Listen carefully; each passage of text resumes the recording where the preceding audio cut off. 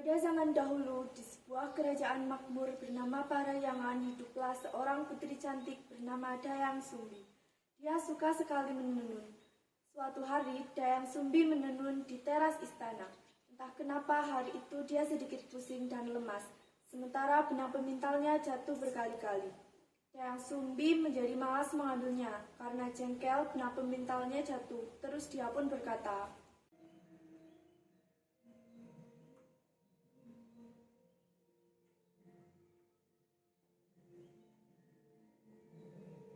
"Barang siapa yang mengambil benang pintalan ini untukku, jika dia seorang laki-laki, maka akan kujadikan dia sebagai suami."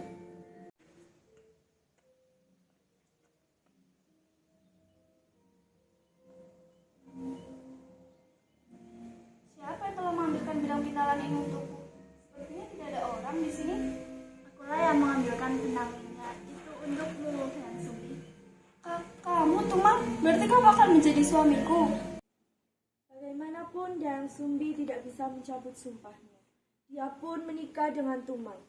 Hasil pernikahan mereka, Dayang Sumbi melahirkan seorang bayi laki-laki yang berwujud manusia dan diberi nama Sang Kuryang. Tumang berpesan kepada Dayang Sumbi supaya tidak mengatakan pada Sang Kuryang jika Tumang adalah ayahnya. Dayang Sumbi, tolong jangan katakan kepada anak kita bahwa aku adalah ayahnya. Baiklah Tumang, aku tidak akan mengatakan kepada anak kita Sang Kuryang. Sang Kuryang tumbuh menjadi anak laki-laki yang sehat, lincah, dan cerdas. Tumang pun selalu mengikuti Sang Kuryang kemana dia pergi, serta mengajarkan kesaktian yang dimilikinya.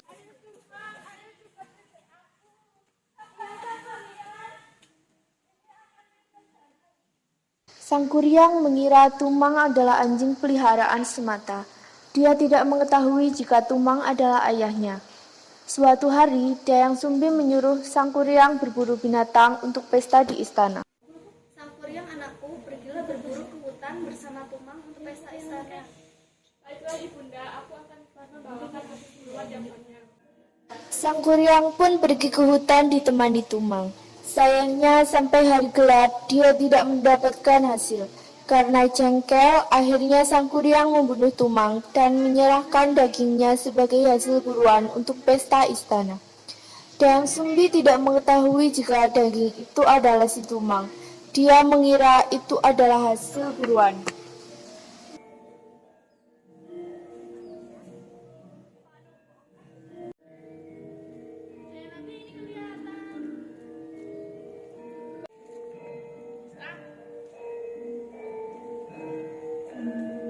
Ibunda, hasil buruan untuk pesta istana nanti.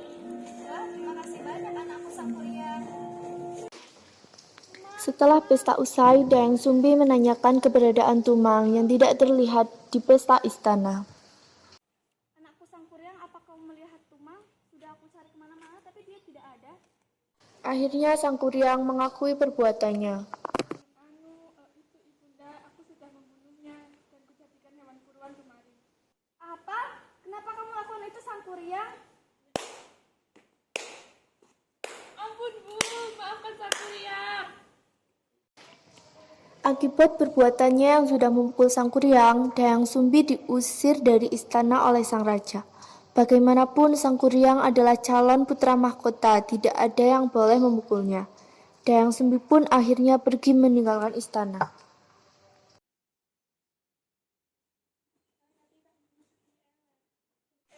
Waktu pun berlalu, Sang Kuryang tumbuh menjadi pemuda tampan, sakti, dan disegani. Suatu hari dia pergi berburu di hutan. Alangkah terkejutnya dia bertemu dengan seorang gadis yang sangat cantik.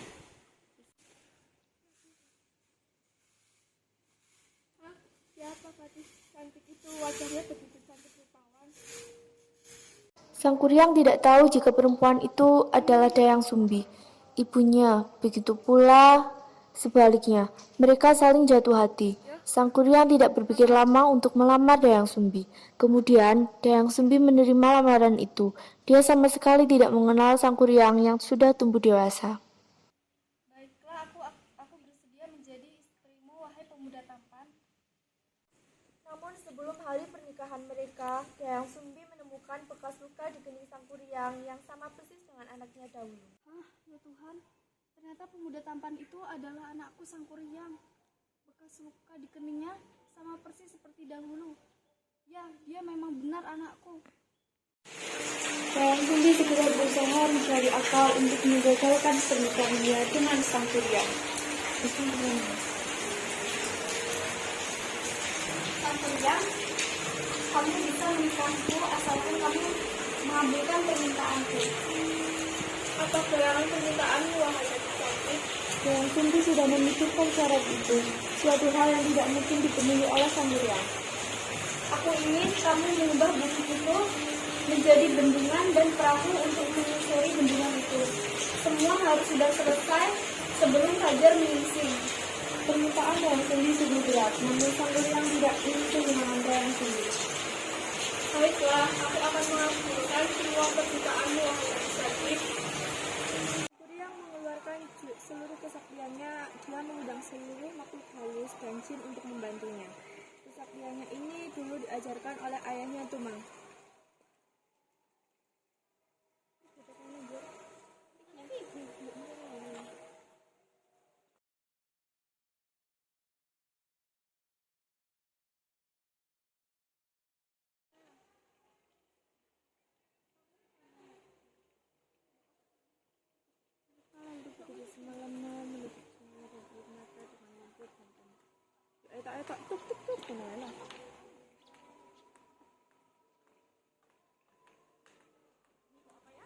Sangkuriang kalau nggak lihat bisa.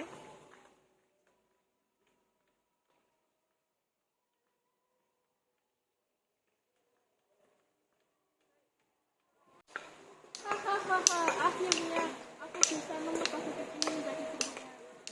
Saat semua sudah terbendung, Sangkuriang pergi menebang pohon raksasa dan mulai membuat perahu yang sangat besar. Sekarang aku tinggal membuat perahu besar ini untuk menyusuri bendungan itu. Dayang Sumbi mulai berusaha sebab pekerjaan Sangkuriang hampir selesai, padahal fajar masih lama.